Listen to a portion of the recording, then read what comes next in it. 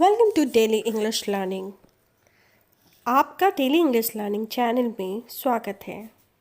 अगर आपने चैनल को सब्सक्राइब नहीं किया है तो प्लीज़ चैनल को सब्सक्राइब कर ले और हाँ, नोटिफिकेशन बेल को दबाना मत भूलें।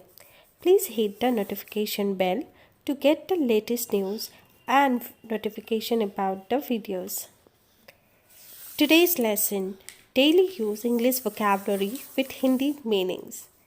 It's very important to have a good grip on vocabulary if you want to learn any language. So, today I'm going to tell you about daily use vocabulary for your spoken English. Let's start. Rotten. The meaning of rotten is something which has gone bad. In Hindi, it is called सड़ा हुआ. Don't eat this rotten apple. What does it mean? It means ये सड़ा हुआ सेब मत खाओ.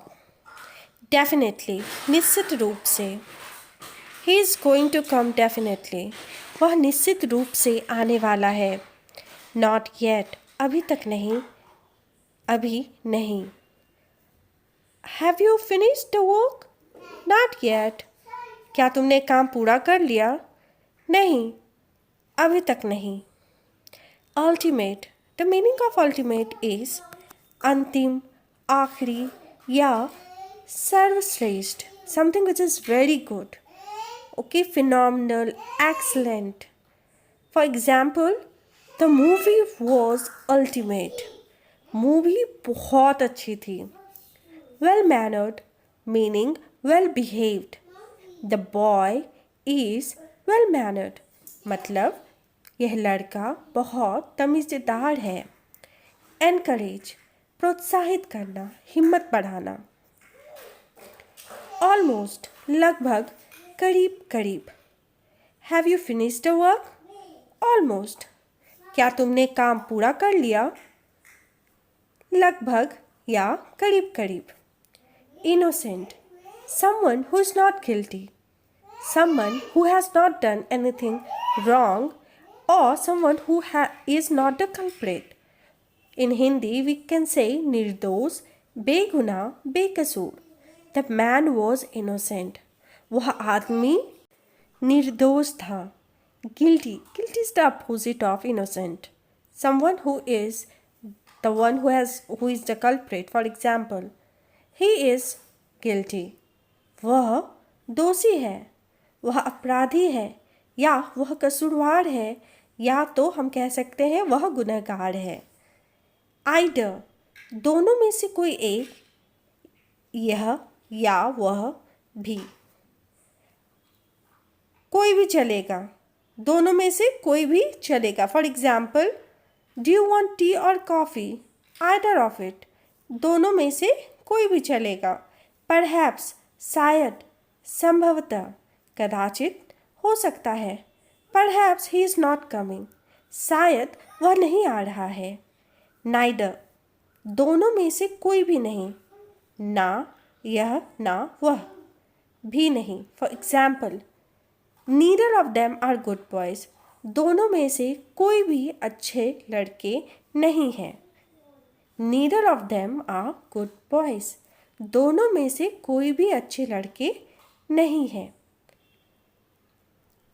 Almost, innocent, guilty, either, perhaps, neither. Right? Try to make a sentence using all these words and please don't forget to comment down below. Maybe शायद, हो सकता है. Dizzy चक्कर आना. Judgment निर्णय, न्याय, फैसला. Flatter चापलूसी करना, खुशामदी करना. अल्टीमेटली आखिरकार, अंत में, अंततः. सिंपैथी सहानुभूति, हमदर्दी, संवेदना, दया. मे बी अगर मे बी से हमें कोई सेंटेंस बनाना, maybe I will come too. शायद मैं भी आ सकता हूँ. Please don't forget to subscribe the channel. DG का मतलब होता है चक्कर आना। आई एम फीलिंग डिज़ी, मुझे चक्कर आ रहा है। Please don't forget to like, share and subscribe the channel. Development का मतलब होता है विकास। He was very happy seeing the development of the city. वह बहुत खुश हुआ शहर का विकास देखकर। Spend खर्च करना या बिताना। He spends lots of money. वह बहुत ज़्यादा खर्चा करता है। Specially खासकर या विशेष रूप से। He came here specially to meet you. वो यहाँ पर खासकर तुमसे मिलने आया है। Accurate एकदम सही। शुद्ध सटीक। He always speak accurately. वो हमेशा सही बोलता है या वो हमेशा शुद्ध या सटीक बोलता है। Arrogant का अर्थ हिंदी में अभिमानी, अहंकारी या घमंडी होता है। I don't like him. He is very arrogant. मुझे वह पसंद नहीं है क्योंकि वह बहुत अभिमानी या कह सकते हैं अहंकारी या घमंडी है। Learning English is not a rocket science. Anybody can learn English. कुछ भी सीखना, चाहे वो अंग्रेजी सीखना हो या कोई और भाषा सीखनी हो, वह बिल्कुल भी मुश्किल नहीं है। कोई भी सीख सकता है। आजकल इंग्लिश सीखना is not a luxury, it's a necessity. अपने लाइफ में आगे बढ़ने के लिए हमें अंग्रेजी सीखना बहुत अनिवार्य हो चुका है। पर इसे सीखना, जैसा मैंने पहले भी बोला, रॉकेट साइंस नहीं है। अगर आप लगातार प्रयास करेंगे तो यह भाषा सीखने में आपको बहुत आसानी हो जाएगी। स्पोकन इंग्लिश का एक ही राज है प्रैक्टिस करना। आपको कुछ भी हो, इसे डे टू डे लाइफ में प्रैक्टिस करते रहना है।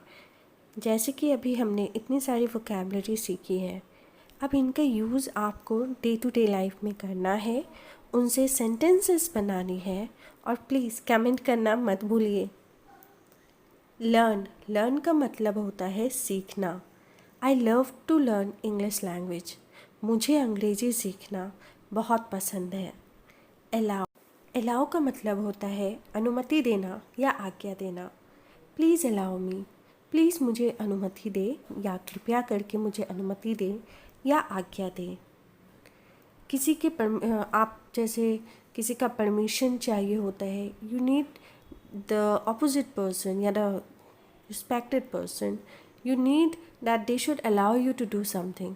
वह अपनी अनुमति दें। कंपल्सरी का अर्थ होता है आवश्यक या अनिवार्य।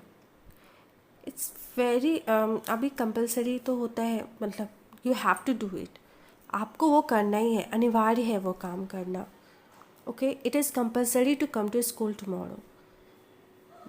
हिंदी में इसका मतलब होगा कि यह अनिवार्य है कि कल स्कूल आना है।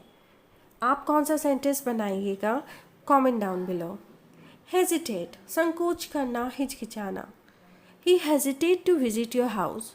उसे संकोच होता है तुम्हारा घर जाने में। हेजिटेट मतलब जिस चीज़ के लिए हम कंफर्टेबल नहीं है, ठीक है, हमें संकोच लगता है, हम थोड़ा सा हिचकिचाते हैं वो काम करने के लिए। तो एक और सेंटेंस कह सकते हैं, I hesitate to do this thing. मुझे हिचकिचाहट होती है यह चीज़ करने में। नेक्स्ट, ह्यूमिलिएट तो बहुत बार आपने सुना होगा। इसका अर्थ होता है अपमान करना, नीचा दिखाना। He was humiliated because he don't know English language. उसका अपमान किया गया या उसे नीचा दिखाया गया क्योंकि उसे अंग्रेजी भाषा नहीं आती है। नेक्स्ट, अंडरस्टैंड सबको पता है, का मतलब होता है समझना। Do you understand this? क्या तुम्हें यह समझ में आया? Do you understand English language? क्या तुम्हें अंग्रेजी भाषा समझ में आती है? तो अंडरस्टैंड का मतलब होता है जो चीज़ हमें समझ में आ जाए, उसे हम अंडरस्टैंड कहते हैं। रिस्पॉन्सिबल को हम कहते हैं जिम्मेदार या जिम्मेवार। You are responsible for this, तुम जिम्मेदार हो इन सारी चीज़ों का। तो रिस्पॉन्सिबल हो जाता है जिम्मेदार। नेक्स्ट, रैंडम, बिना सोचे समझे। कर्म रहित, मतलब कुछ भी ऐसे ही। डोंट एक्ट रैंडमली, बिना सोचे समझे एक्ट मत करो। ही अरेंज द हाउस रैंडमली, उसने बिना सोचे समझे, बिना कर्म रहित ऐसे इधर उधर बिखेर के, मतलब कोई चीज़ जो कि कर्म में या कह सकते हैं हम प्रॉपरली अरेंज नहीं है। ट्राई, एवरीवन नोज दिस, कोशिश करना, प्रयास करना, प्रयत्न करना। ट्राई टू डू दिस, तुम प्रयास करो यह करने का। रिस्पॉन्सिबिलिटी, जिम्मेदारी, उत्तरदायित्व, जवाबदेही। It is your responsibility to do this work, यह तुम्हारी जिम्मेदारी है यह काम करने की। प्लीज़ चैनल को सब्सक्राइब करना मत भूलिए, बिकॉज आप जब मेरे चैनल को सब्सक्राइब करते हो it gives me lots of motivation to bring you new videos. So what the words we learn? Understand, responsible, random, try, responsibility. Don't forget to make sentences with all these words because it will help you to learn English in the most easiest and effective way. And don't hesitate. Don't ever hesitate to try making new sentences क्योंकि गलतियाँ होंगी उसे हम सही करेंगे और आगे बढ़ेंगे, क्योंकि गलती से सीखने वाले आगे बहुत जल्दी बढ़ते हैं और इंग्लिश आप बहुत जल्दी से सीख जाएंगे। So understand, responsible, random, try, responsibility, make sentences with each of this words and don't forget to comment your sentences down below. And keep learning English in the most easiest and effective way.